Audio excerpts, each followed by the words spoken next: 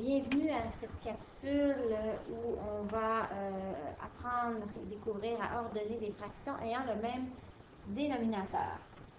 Donc, je rappelle que dans une fraction, il y a, par exemple, si on prend une demi, donc la partie en haut est le numérateur, tandis que la partie en bas est le dénominateur. Un petit rappel. Donc, je mentionne ici que c'est ordonner des fractions ayant le même dénominateur. Donc, toutes les fractions à ordonner auraient le même dénominateur. Donc, si je prends, par exemple, les fractions suivantes, donc 4 cinquièmes, 3 cinquièmes, 1 cinquième, et que je veux les ordonner. Donc, 1 cinquième, ça représente ceci. 3 cinquièmes, c'est ceci.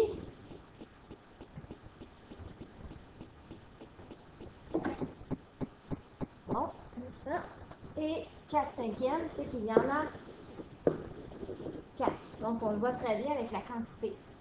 Donc, si je veux les ordonner en ordre croissant, donc croissant, on se rappelle que ordre croissant, c'est du plus petit au plus grand, tandis que décroissant, du plus grand au plus petit.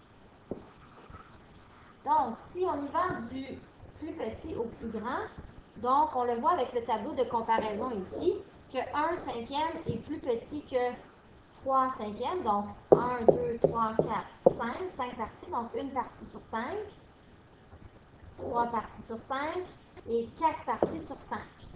Donc, on voit très clairement avec le tableau de comparaison que 1 cinquième est plus petit, ensuite on a 3 cinquièmes, et ensuite on a 4 cinquièmes. Donc, si on est en ordre croissant, on aurait 1 cinquième, 3 cinquièmes et 4 cinquièmes.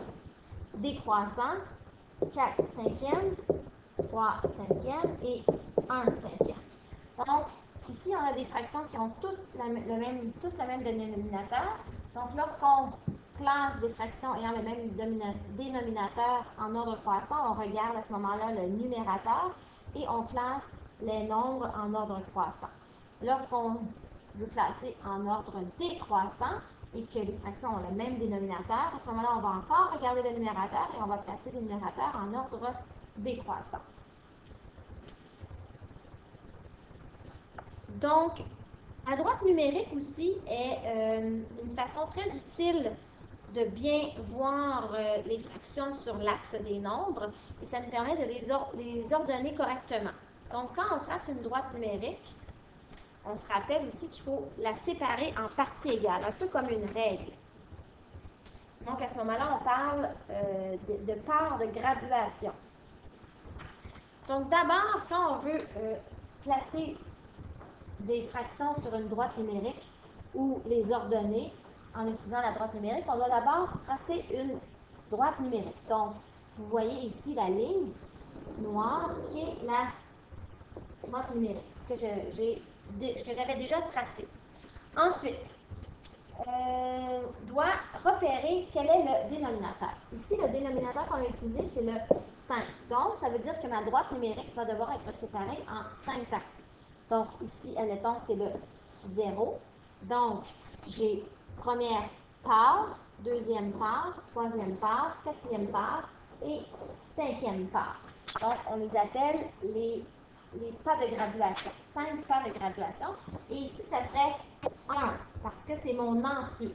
Rappelez-vous, les fractions, c'est ce qui se situe entre les entiers. Donc, ici, ça serait 1 ou 5 cinquièmes. Donc, ensuite, donc j'ai placé mon 0, j'ai placé mon 1, et ensuite, je peux placer mes fractions sur mes pas de graduation. Donc, j'avais la fraction 1 cinquième. Donc, ici, j'ai une partie sur 5. Donc, ici. Ensuite, ça serait 2 cinquièmes, 3 cinquièmes, 4 cinquièmes et 5 cinquièmes. Donc, je vais changer de couleur pour que ce soit plus apparent. Donc, 1 cinquième se situe ici, 3 cinquièmes se situe ici et 4 cinquièmes se situe ici. Donc, on le voit très clairement sur l'axe de graduation.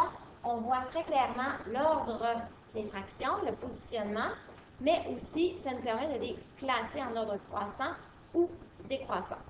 Je rappelle toujours, et c'est très important de s'en rappeler, que mon entier 1, ici, est le numérateur est égal au dénominateur. Dans le cas ici, on a 5 cinquièmes parce que nos fractions étaient sur des cinquièmes. Donc, j'espère que cette capsule a été claire. N'hésitez pas à la réécouter au besoin.